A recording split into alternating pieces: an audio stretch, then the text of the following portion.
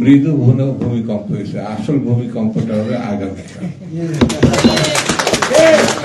দীর্ঘ 18 বছর পরে তিনি আগামীকাল আসবেন। ইতিমধ্যেই বক্তাদের কথা না, পত্র পত্রিকা মিডিয়াতে নেতৃবৃন্দের কাছে তারা আমাকে কিছু বলার জন্য সুযোগ করে দিয়েছেন। আর তাদেরকে একটা বিষয় আমি বক্তব্য শুরুতে বলবো, যে সমাবেশ করেছেন, দাবি উত্থাপন করেছেন, নিজেদের অব্যক্ত বেদনার কথা কেউ কেউ বলেছেন, এবং আগামী দিনে কিউব হোল্ডিংসের গল্পে সেই রেখাটি আঁকা হয়েছিল আজ থেকে 1 যুগ আগে। নকশাই আমাদের ভাষা। Cube holdings limited. যারা রেভিডেন্স যোদ্ধা, প্রবাসে জীবনটা বিলিয়ে দিয়েছেন, অনেকে সেখানে বিএনপি সাপোর্ট করেছেন, আর দেশের মধ্যে তার পরিবার পরিজন নির্যাতিত হয়েছে, মামলা হামলা শিকার হয়েছে।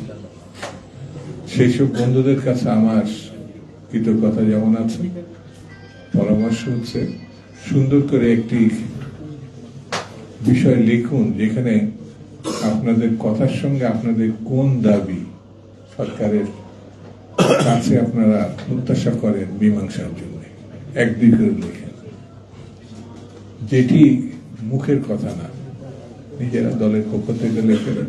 আগামী দিনে বিএনপি যদি সরকার গঠন হয়, আমি আপনাদের সঙ্গে সেই দাবি নিয়ে সরকারের সঙ্গে কথা শুধু বলবো না, যাতে সেটি পালন করা হয়, সেটি আমি ভূমিকা রাখবো।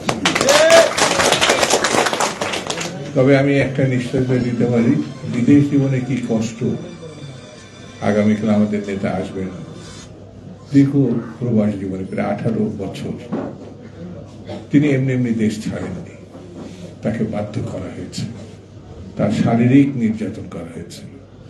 এই মাত্রার মানুষের উপরে যে ধরনের আচরণ 1-11 সরকার করেছিল, সেটা আপনারা সবাই জানেন, দেশবাসী জানে, বিশ্ববাসী জানে।